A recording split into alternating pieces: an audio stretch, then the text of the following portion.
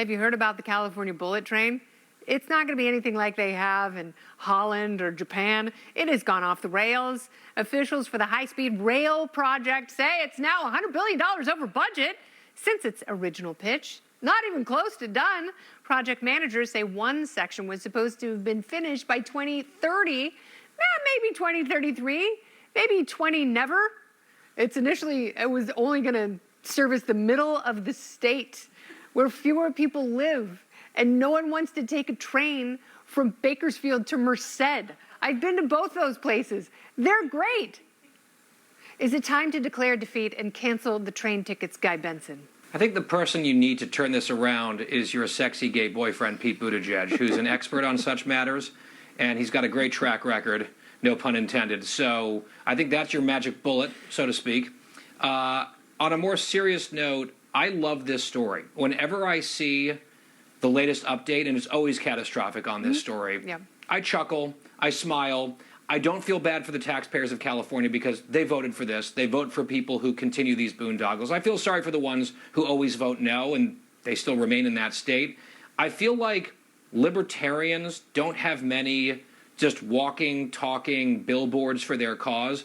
This would be one of them. Just put up California high-speed rail as a case study forever about how the government is a disaster, especially one that loves regulation and is beholden to environmentalists and yet talks endlessly about infrastructure. It's just the perfect storm of awful, and California, in many ways, deserves it. Yeah, and they've known the train is going to nowhere. They've had to change the project, cut it down, modify it, but, you know, it's like $100 billion going to unions, I don't know, Olivia, and they're like, great, I don't hear any banging, show me the money and we'll start working on something, but it's never going to work. Trains are not going to work. California, the worst place to experiment with trains.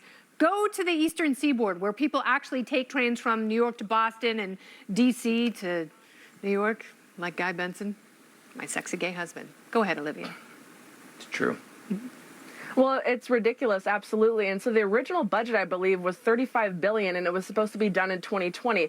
Now, only the tiny portion, like you said, from Bakersfield to Merced, where nobody is taking the train to, is done 3 years later, and it was already over budget. That costed $35 billion, I believe. So by the time this is all over, it will be done projected by 2030 and will cost over $100 billion. I feel bad for the taxpayers. I'm here. I just got here. Okay, I didn't vote for this guy. I didn't vote for this. Believe me, trust me. So this is horrible. And I do think they should take a note from.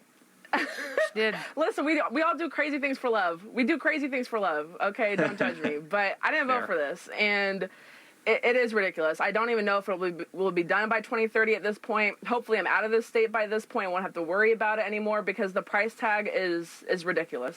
I have a chest tattoo that says Mrs. Dan Quayle. People do crazy things for love. Spike, do you share Guy Benson's love for this story? I'm actually, this is a proud moment for me as well, because I remember back in 1996 watching the news with my dad. I was 14 at the time, and Governor Pete Wilson first proposed this high-speed rail. And I remember my father, Harvey Cohen, screaming at the TV, they're never going to build that damn thing. They're just going to milk the taxpayer and pay off all their union and contractor buddies. And here I am nearly 30 years later yelling from within the TV that they're never going to build the damn thing and they're just going to milk the taxpayer and pay off all their union and contractor buddies. And meanwhile, at the same time, there's a company called Brightside, which just is now beginning construction on high-speed rail that'll connect Southern California and Las Vegas. And they're projecting they'll be done within 4 years, and they'll spend about $10 billion of their own money, not the taxpayer money. And see, if the California government had ever actually wanted this back in the 90s or now or at any time, they would have simply set the goal, given whatever kind of regulatory green light needed to be, green flags and green lights needed to be done to let private companies do it, and it would have happened, and it wouldn't have cost the taxpayer anything. But the reality is then they can't milk the taxpayer and pay off all the buddies that got them in office. So that was dead on arrival. This is just yet another example of how government is a uniquely bad way of doing anything. California, a gorgeous boyfriend who treats you like garbage.